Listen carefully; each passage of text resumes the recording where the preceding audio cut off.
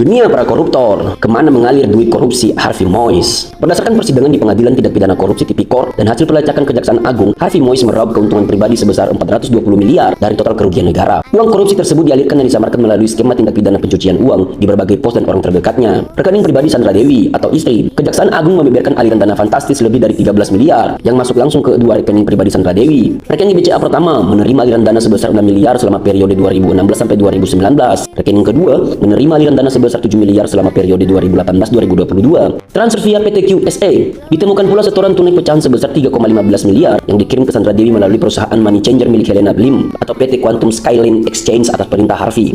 Rekening asisten pribadi dan keluarga. Untuk menyamarkan transaksinya, Harvey memanfaatkan rekening orang lain di lingkaran istrinya, Ratih Purnamasari, asisten Sandra Dewi. Aliran uang sebesar 80 juta dikirim ke rekening asistennya, yang mana kartu ATM dan kendali rekening tersebut dipegang oleh Sandra Dewi untuk kebutuhan pribadi. Adik kandung dan ipar, Harvey mentransfer masing-masing 100 juta kepada adik kandungnya sendiri, Mira Muiz, dan adik kandung Sandra Dewi, Kartika Dewi, sebagai hadiah. Pembelian properti dan rumah mewah. Uang hasil kejahatan tersebut digunakan sebagai sumber dana utama untuk menyicil dan melunasi aset properti bernilai tinggi, diantaranya pelunasan unit apartemen mewah di Pakubuwono House, Jakarta Selatan. Pembiayaan dan pembangunan rumah di atas tanah kawasan Permata Regensi, Jakarta Barat. Kontribusi dana dari Harvey untuk pembangunan berkisar antara 70-80% melalui rekening khusus. Belanja barang mewah dan gaya hidup yang mewah. Sebagian besar dana yang bercampur di rekening disalurkan secara berkala untuk membiayai koleksi barang mewah. Aliran dana ditransfer ke pemilik toko online barang mewah Snow Celine Luxury untuk membeli puluhan tas bermerek, 141 perhiasan emas dan logam mulia.